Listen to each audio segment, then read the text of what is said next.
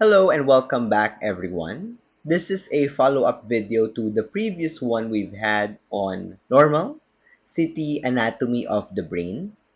The previous video was on axial cuts. This time, we will look at the brain in coronal cuts. As in the previous video, we have pre-labeled the important structures and we will try to guess them before saying the answers. We will look at the brain in coronal cuts from anterior to posterior, meaning from front to back. Number one here, immediately visible from anterior to posterior, is the frontal crest. Coming into view, the frontal sinus. Number two, the frontal sinus. Number three is the falx cerebri. 4 is the orbital gyrus over here, the orbital gyrus. And 5, more inferiorly, is the straight gyrus. The straight gyrus is also called the gyrus rectus.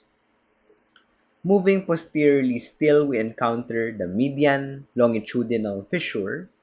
The median longitudinal fissure. 7 is the crista galli. And 8 is the inferior oblique muscle.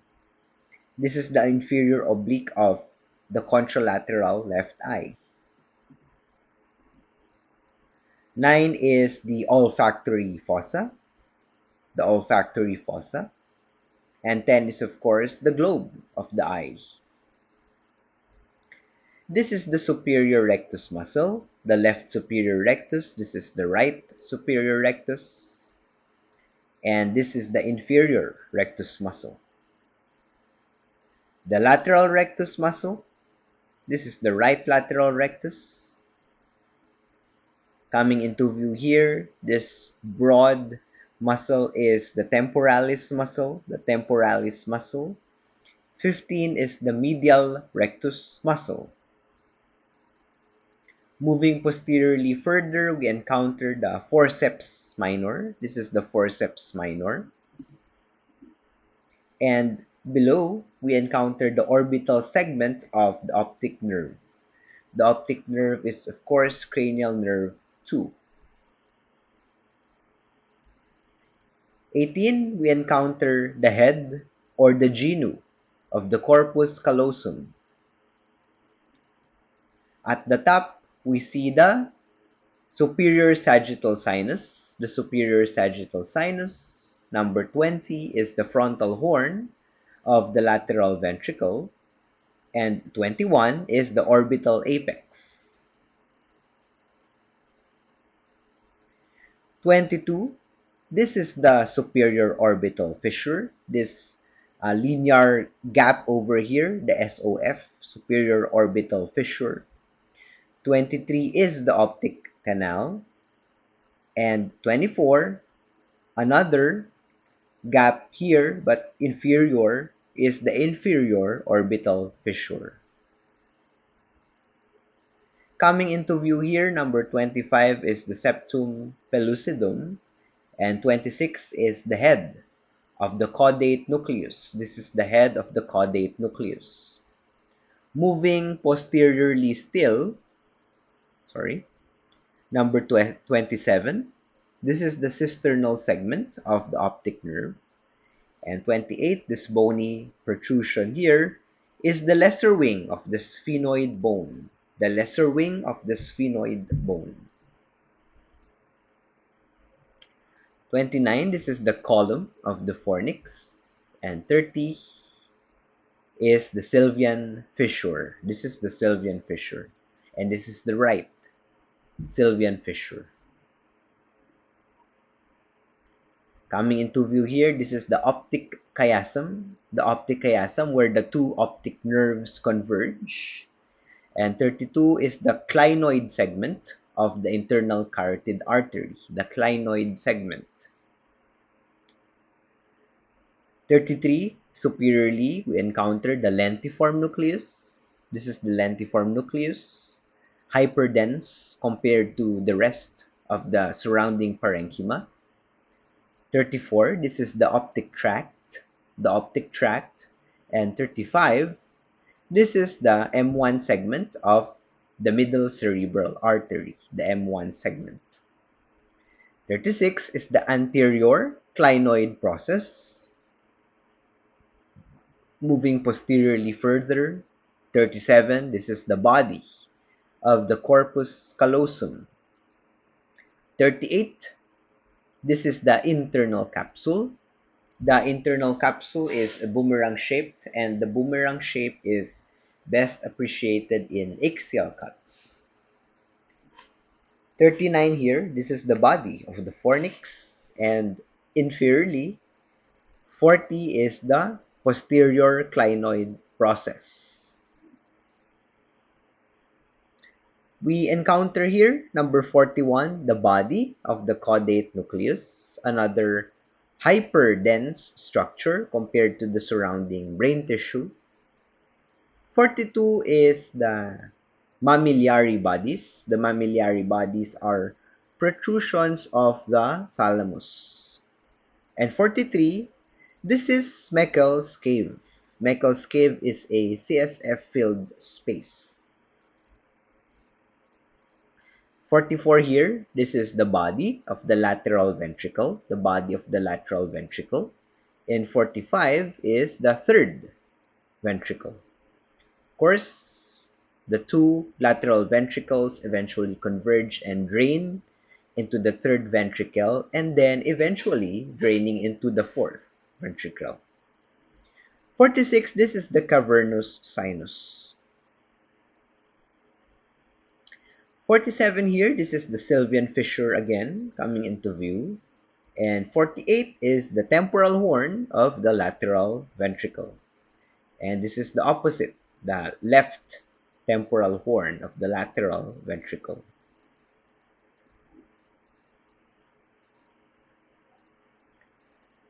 '49 here, this is the centrum semiovale, and inferiorly, this is the basilar artery. The basilar artery. 51 is the carotid canal. This is the right carotid canal and the left carotid canal. 52 here is the external capsule. This is the external capsule. And superiorly, 53, this is the cingulate gyrus. The cingulate gyrus. 54, this is the crura of the fornix. The crura of the fornix. And 55 here, lateral first, this is the operculum. The operculum. And 56 is the insular cortex, immediately medial to the operculum. Inferiorly, number 57, we encounter the cerebral peduncle, also known as the cerebral crus. Moving posteriorly further, we encounter, yet again, a rather hyperdense structure. This is the pineal gland, and the pineal gland is hyperdense because of the presence of corpora arenacea. Corpora arenacea, also known as brain sand, which are essentially waste materials and debris found in the pineal gland. Below it, this is the midbrain, and immediately below the midbrain is the pons. 61 is the cingulate sulcus, and 62 is the tail of the caudate nucleus. This is the tail of the caudate nucleus. Inferiorly still, 63, we encounter the superior colliculus. Superior colliculus. And 64, this is the jugular tubercle. The jugular tubercle. 65 is the hypoglossal canal, through which, as its namesake suggests, passes the hypoglossal nerve, which is cranial nerve 12. 66 here, this is the inferior colliculus. The superior colliculus we encountered previously. This is the superior, and this is the inferior colliculus. 67, this is the cerebral aqueduct of Sylvius. The aqueduct of Sylvius is the connection between the third and the fourth ventricles. And 68 here is the middle cerebellar peduncle. The middle cerebellar peduncle. 69 is the jugular fossa. The jugular fossa over here, and this is the right jugular fossa. 70 here is the splenium of the corpus callosum. Splenium also means tail. And 71, these hyperdense nodular structures here are the choroid plexus. The choroid plexus is the part of the CNS responsible for producing cerebrospinal fluid. Superiorly, 72, this is the superficial cortical vein. And inferiorly, at the middle, we encounter the internal cerebral vein. This is the internal cerebral vein. The internal cerebral vein lies within the quadrigeminal cistern, which is a CSF-filled space. 75, this is the medulla. The three parts of the brainstem from top to bottom, the midbrain, pons, and the most inferior, the medulla. 76, this is already the fourth ventricle. The fourth ventricle. 77 is the jugular foramen. This is the jugular foramen. And 78 is the vertebral artery. Vertebral artery. 79, this is the trigone, also known as the atrium of the lateral ventricle. 80 is the nodule of the cerebellum. Nodule of the cerebellum. 82, this is the forceps major. The forceps major. 83 is the sigmoid sinus. 84 is the foramen of Magendie. The foramen of Magendie is the outflow tract of CSF after it passes through the fourth ventricle. The foramen of Magendie is in the midline, and there are actually also two lateral outflow tracts. Lateral to the foramen of Magendie, these are the foramen of Fluschka, which we shall appreciate better later on. 85, this is the lateral cerebellomedullary cistern. The lateral cerebellomedullary cistern, also known as the cisterna magna. We are now approaching the most posterior aspect of the brain. 86, this is the great cerebral vein. The great cerebral vein is also known as the vein of Galen. And 87, this is the superior cerebellar vermis. 88 is the cerebellar tonsil. 89, these are the mastoid air cells. The mastoid air cells. And 91, this is the horizontal fissure of the cerebellum. This is the opposite horizontal fissure of the cerebellum. 92 is the occipital horn of the lateral ventricle. As the name implies, it is located in the occipital lobe. 93 is the tent of the cerebellum, the tentorium cerebelli.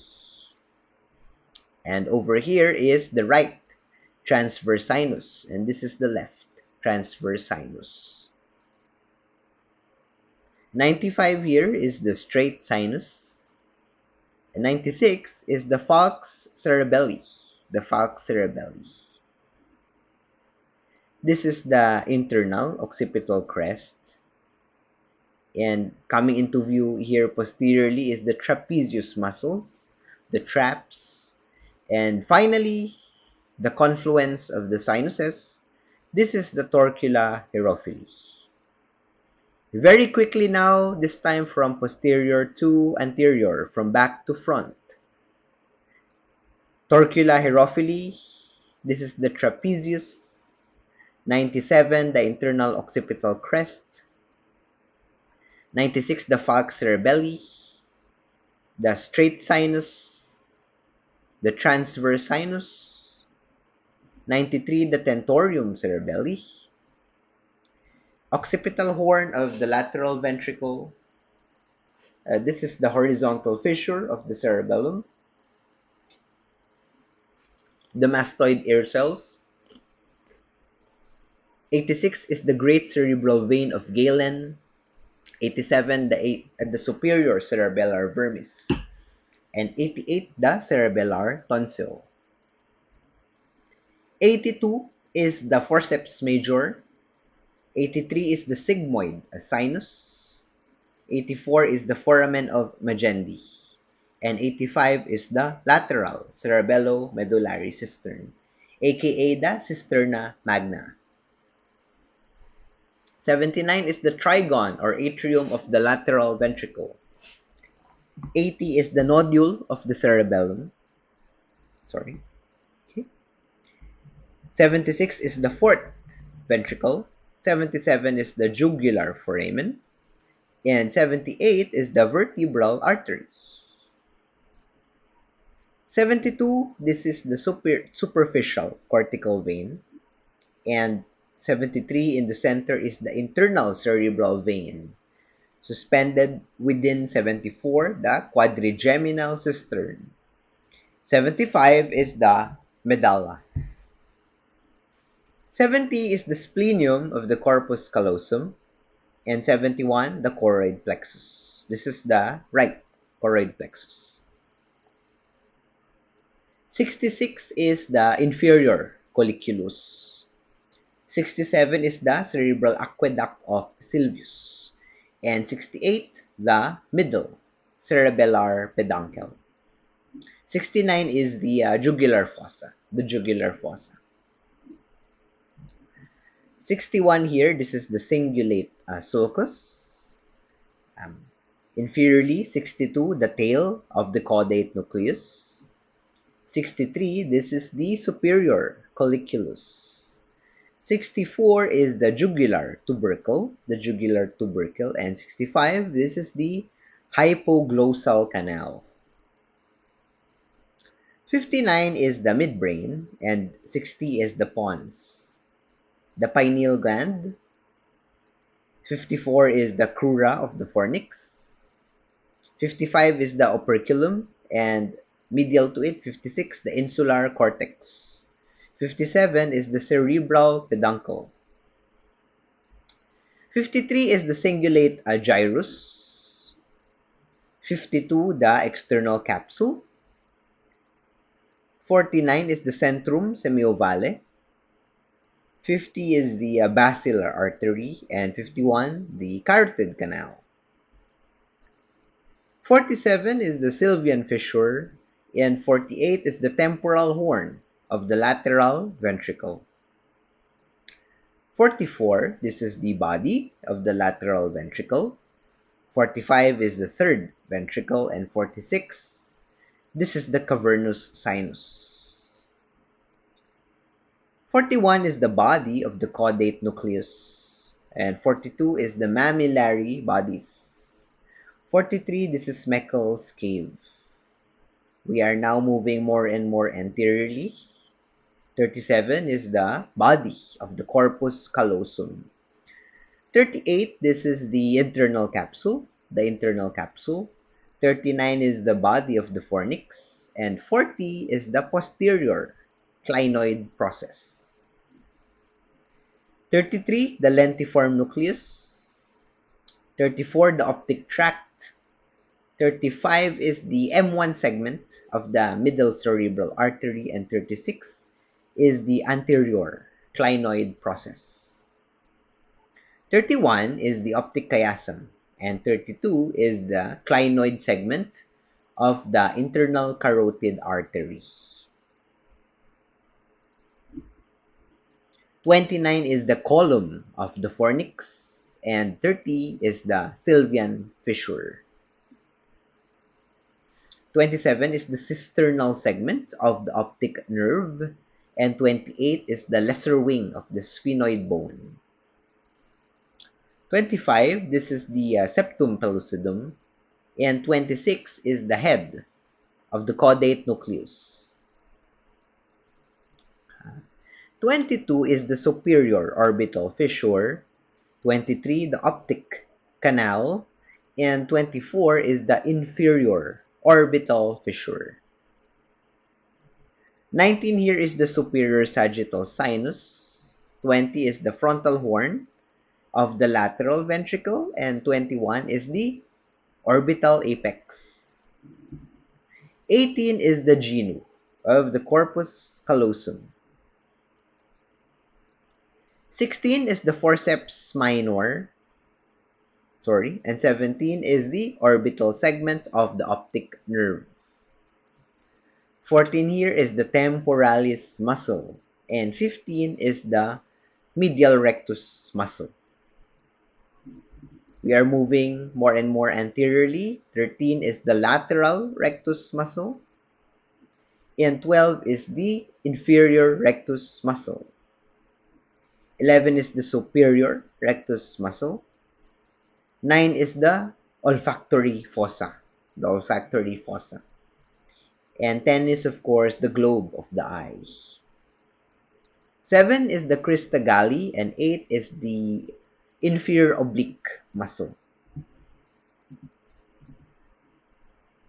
6 is the median longitudinal fissure. 5 is the straight gyrus, also known as the gyrus rectus. 4 is the orbital gyrus. 3 is the falx cerebri. 2 is the frontal sinus. And finally, 1 is the frontal crest. Thank you very much, everyone, for watching.